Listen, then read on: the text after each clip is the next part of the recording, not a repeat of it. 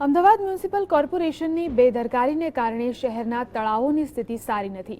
ચીનના રાષ્ટ્રપતિ શી જિનપિંગની મુલાકાત વખતે દુલ્હનની જેમ શણગારવામાં આવેલા વસ્ત્રાપુર તળાવમાં ડ્રેનેજનું પ્રદૂષિત પાણી છોડાઈ રહ્યું છે, જેને કારણે માછલીઓના મોત થયા છે અને કોર્પોરેશને કેવો વિકાસ કર્યો કે તળાવના દ્રશ્યો પરથી જ ખબર પડી જાય છે।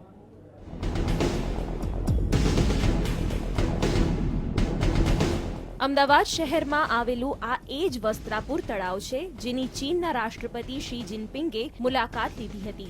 વિદેશી મહાનુભાવોની મુલાકાત વખતે તળાવને સુશોભિત કરવામાં આવ્યું હતું।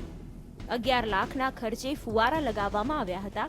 આકર્ષક લાઇટિંગ અને સ્વચ્છ પાણીથી ભરેલું છલોછલ તળાવ નયનરમ્ય લાગતું હતું।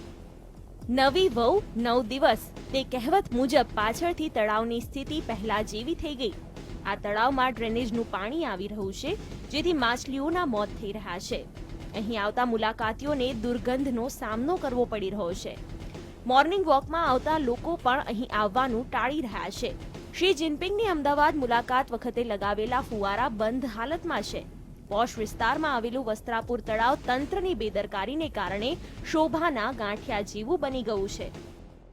ગટરનું પાણી આવ્યું છે એવું બધા કહે છે અને વાસ બહુ જ આવે છે। બધા ચાલતા હોય સવારમાં એ પણ બીમાર થાય એવું છે। કેટલાક દિવસથી જોઉં છું કે અઠવાડિયા બે અઠવાડિયાથી પાણી ગટરનું છોડવામાં આવ્યું છે અને ઘણી બધી માછલીઓ તમને આમ તૈરતી જોવા મળશે મરેલી। અને બહાર તમે ચાલશો તો ઘણી બધી દુર્ગંધ પાણીની એટલું બધી વાસ આવે છે ને કે આમ તમે ચાલી પણ ના શકો તમે લેકમાં। આ વસ્ત્રાપુર તળાવ છે તેમાં ગટરનું ડ્રેનેજનું પાણી છોડવામાં આવ્યું છે અને હાલમાં ભરવામાં પણ આવ્યું નથી। સ્વચ્છ પાણી ભર્યું છે નહીં અને માછલીઓનું મૃત્યુ પણ થઈ ગયું છે। એટલા માટે આના માટે કંઈક પગલાં લેવા વિનંતી। તળાવોના વિકાસ પાછળ તંત્ર લાખો રૂપિયા ખર્ચે છે, છતાં તળાવોની સ્થિતિ સુધરતી નથી। પહેલાના સમયમાં 12 માસ પાણીથી ભરેલા તળાવો હવે પાણીના અભાવે ખાબોચિયા જેવા બની ગયા છે। કેટલાક તળાવો તો પૂરી દેવામાં આવ્યા છે, જેથી એટલું તો કહી જ શકાય કે કોર્પોરેશનના સત્તાધીશોએ શહેરનો કેવો વિકાસ કર્યો છે તે તળાવોની સ્થિતિ પરથી ખાસ જોઈ શકાય છે।